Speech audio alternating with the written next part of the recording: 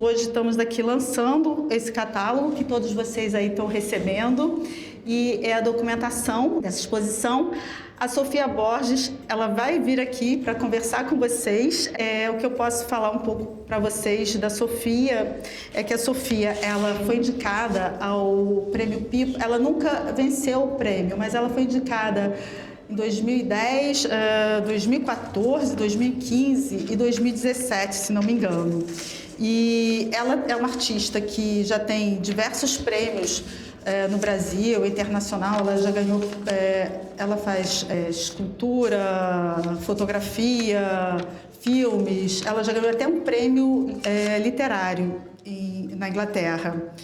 E a Sofia, ela tem, ao longo dos anos, ela tem trabalhado muito com coisas de museu, de artefatos, mas esse trabalho, que parece um pouco diferente do que ela tem feito, nós vimos em 2017, na inauguração do Instituto Moreira Salles, em São Paulo, e a gente ficou encantado com a potência desse trabalho e fizemos essa aquisição. A gente quer agradecer muito aqui a Cordoaria, as galerias municipais de Lisboa, por esse acolhimento. E todos aqui deram um apoio muito grande para a gente. A gente quer fazer mais coisas aqui em Portugal e a gente acha que, além de ser assim, a primeira exposição internacional do Pipa, tem essa ligação de Portugal com o Brasil, e aqui esse lugar é uma coisa importante, que daqui que eram feitas as cordas para as caravelas que iam para o Brasil. E também a coincidência, lá no Brasil, o lugar que a gente tem, o museu que a gente tem feito as exposições, tem uma arquitetura muito semelhante a essa daqui. Com vocês, aqui a Sofia Borges, que fez essa obra aqui. A Sofia, né? Sofia, você tem uma coisa que você investigava cavernas pré-históricas, tem essa coisa toda de museu, muito museu. Até eu fiquei assim, olhando e pensando a relação dessa obra com o museu. Eu encontrei algumas coisas, mas eu queria que já falei que você ganhou diversos prêmios, inclusive aqui em Portugal, né? E também a Sofia, ela está com uma exposição no Porto, no pavilhão de exposições no Porto, da Bienal da Escola de Belas Artes. Da Escola de Belas Artes. Da Bienal de Fotografia. Da Bienal de Fotografia, e vai ficar até o dia 19 de julho, não é? Então, essa obra aqui, que a Sofia, como eu já falei, essa obra eu e o Roberto vimos na inauguração do Instituto Moreira Salles em São Paulo em 2017. A gente ficou encantado com essa obra, com essa potência dessa obra, tudo que ela significa. E ontem eu estava até comentando aqui com a Sofia que essa obra, eu acho que ela é uma obra assim, completa, porque eu acho que ela discute uma questão que acho que vem desde a pré-história, não sei, provavelmente desde a pré-história, né? Desde que o homem é homem, essa questão, e vem para o mundo de hoje, e ao mesmo tempo ela conseguiu mostrar isso com uma beleza. Tem uma plástica, eu acho que cada foto aqui tem uma beleza plástica. Eu acho, individualmente, eu acho que fosse um trabalho individual, seria bonito, interessante da mesma forma, mas agora ele está todo interligado, como vocês veem, e essa instalação que dominou aqui a exposição. Então eu vou convidar aqui, passar a palavra para a Sofia, para falar um pouco sobre o seu trabalho, sobre a obra. Obrigada. Obrigada a todos. De fato, eu tenho uma pesquisa sobre o objeto dentro do museu, que eu acho que já tem mais de 15 anos, e começou com um interesse pelas coisas que representam outras coisas, que é muito a estrutura da própria cultura, né? A gente culturalmente adiciona às coisas o sentido delas para a nossa cosmologia de compreensões. Eu tenho estudado muito antropologia contemporânea, que mostra diversas outras formas de interpretar as coisas que existem no mundo, e isso me ajuda a entender a compreensão das coisas do mundo e me separar um pouco da ideia da naturalidade da maneira como a gente vive e define o significado das coisas. E o papel, e eu sempre penso muito no papel das coisas nesse estado de representação. Então, o papel de um vaso no museu é de representar todos os vasos que foram feitos naquela época, de representar a distância de tempo entre eu hoje e aquela pessoa que fez aquele vaso, representa uma civilização inteira, representa um conhecimento. E para esse trabalho eu fui comissionada a pensar a política, o gesto político, o papel político. E eu fiquei muito intrigada em como acessar esse gesto, que é o gesto do papel político em exercício. E daí quase que vai para a ordem do teatro, porque uma pessoa, no exercício da política, ela está exercendo um papel que ela representa uma nação inteira ao exercer esse papel. E então já tem essa teatralidade do mundo que em todas as nossas papéis que a gente exerce, a gente é a gente mesmo, mas a gente também está sobreposto desses papéis. Só que daí tem uma outra coisa que é a própria condição do gesto em demonstrar coisas que talvez esses políticos nem queriam que ficasse tão evidente. E são esses acordos, são essas interações que eu gosto muito desse trabalho, porque apesar dele ter sido muito focado num momento histórico do Brasil muito importante e crítico, que eu fotografei, essa foi a primeira sessão depois do impeachment da Dilma. Então, havia um clima de comemoração entre esses homens. Eles tinham conseguido o que eles queriam. Então, tinha mais apertos e mais abraços do que eu acho que era o comum, do que numa assembleia normal acontecer. E esse gesto do acordo... Bom, primeiro que tem uma coisa que não fui eu que escolhi, mas esses acordos, esses gestos, sempre são de homens brancos. Brancos, os nossos brancos, né? Os brancos no Brasil. Eu moro nos Estados Unidos hoje e nos Estados Unidos eu não sou branca. Então, a cor branca, ela varia de acordo com outras questões. Mas o branco do Brasil tem todas essas cores. O branco no Brasil tem todas essas cores, de todos esses tons de pele. E são só acordos de homens brancos,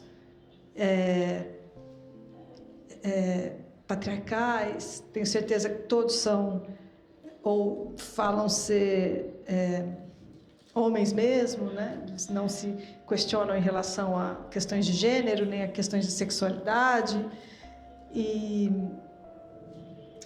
então, apesar de ser esse trabalho que fala muito sobre uma crise política do Brasil, é um trabalho extremamente contemporâneo, atual e universal. O que a gente tem visto hoje, assim, do que está acontecendo, né, a geopolítica internacional, é assustador,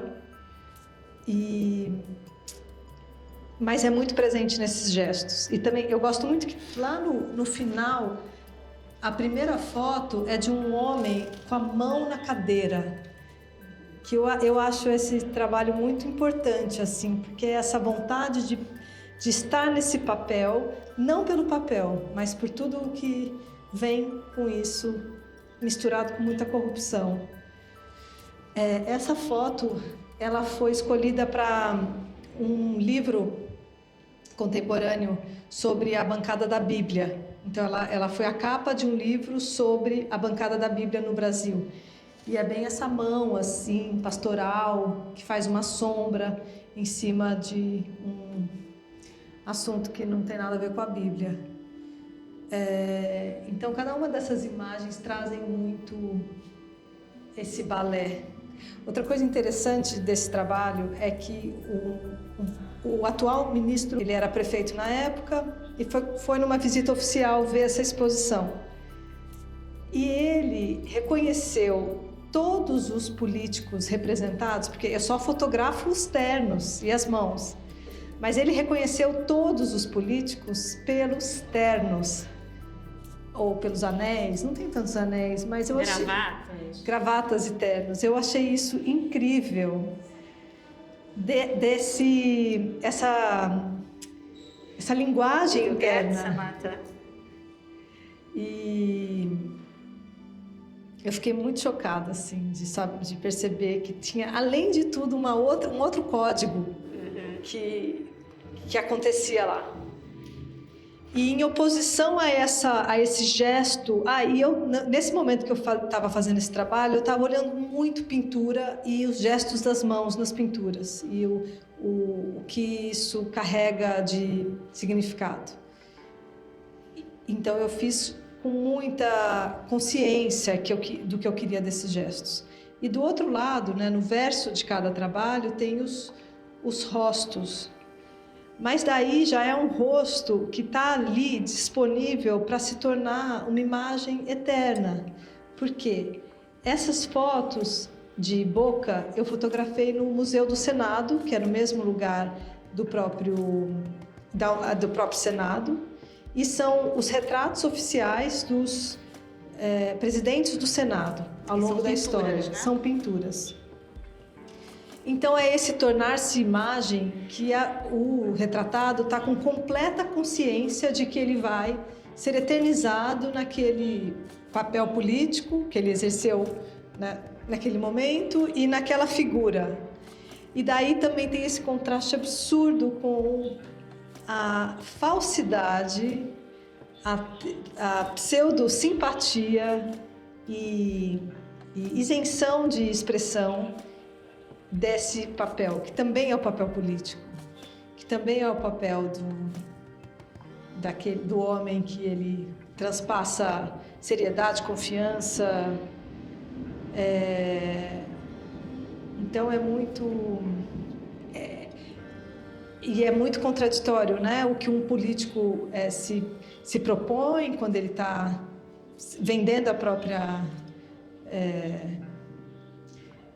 tentando se eleger e o que acontece depois. Então, eu acho que esse trabalho ele foi muito preciso nesse sentido. Então, ele é brasileiro, mas...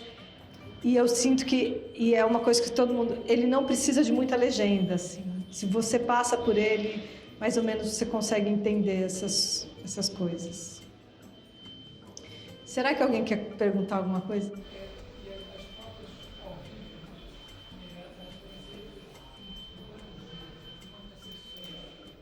Eu fui em 2 ou 3 sessões, mas a maioria das fotos foram feitas nesse primeiro dia.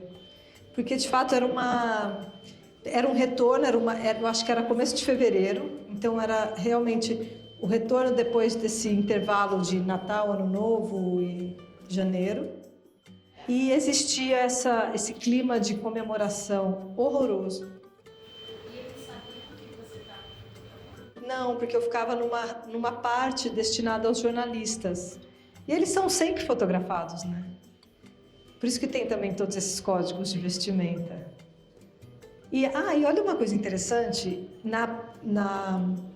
no exercício da condição de senador, eles não têm direito de imagem sobre si.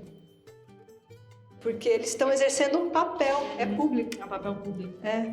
Então, nem teria problema se tivesse o rosto. Eu não precisaria pedir autorização, porque eles, naquele papel, eles têm a obrigação de ter um papel público. De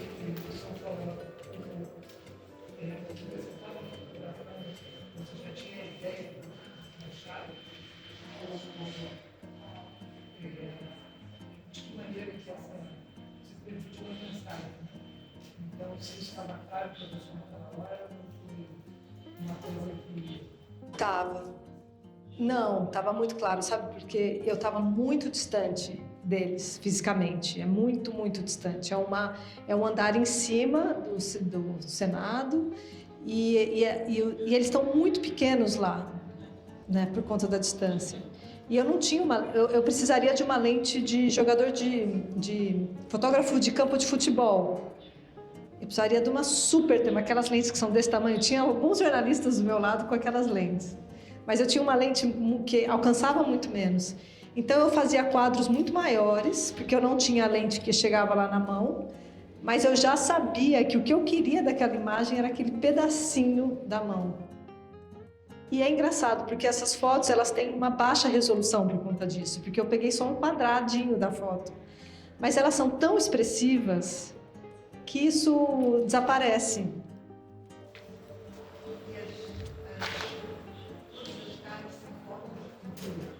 Fotografias que eu tirei de pintura.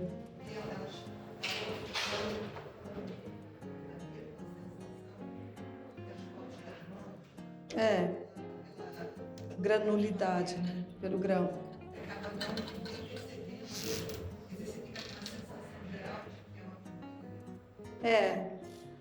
Eu acho que as fotos dos rostos dá para ver mais a coisa da tela, né? Da pintura, da tela de pintura.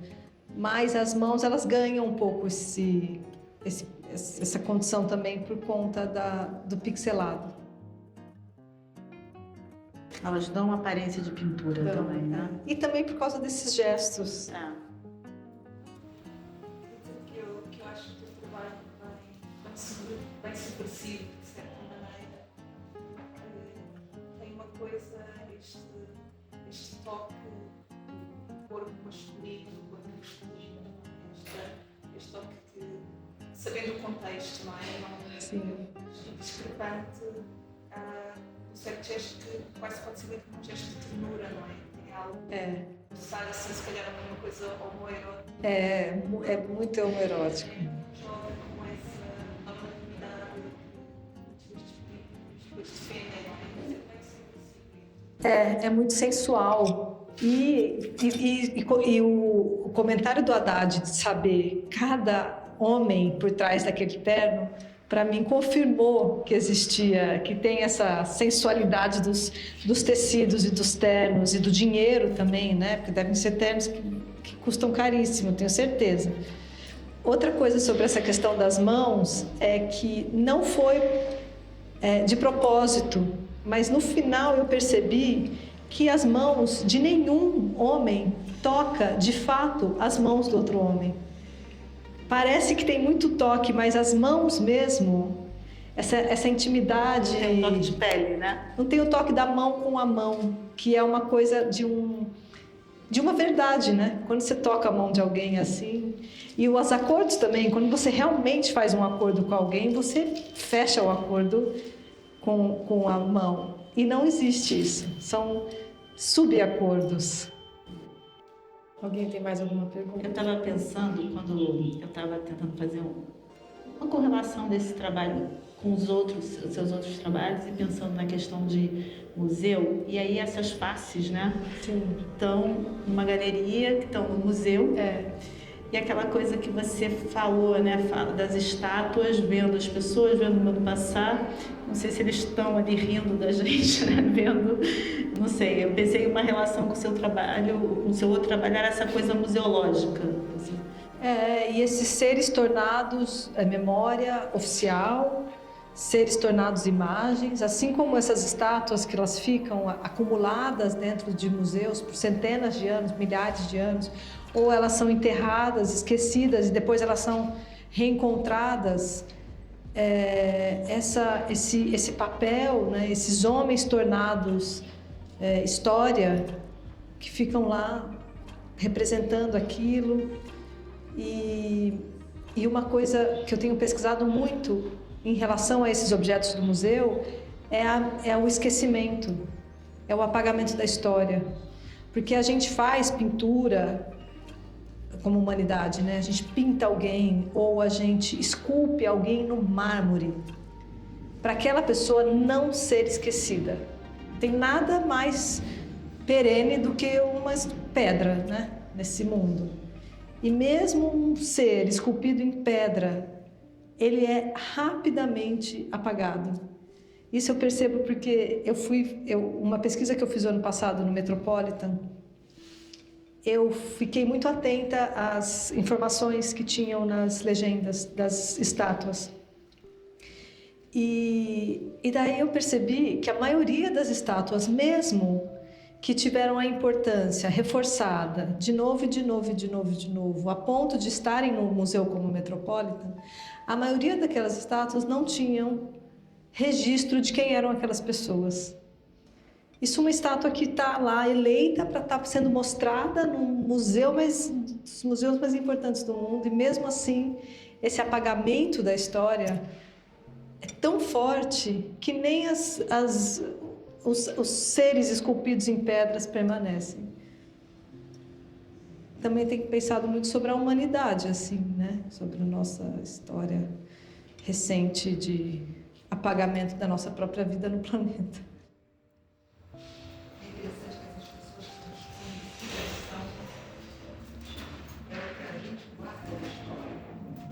É.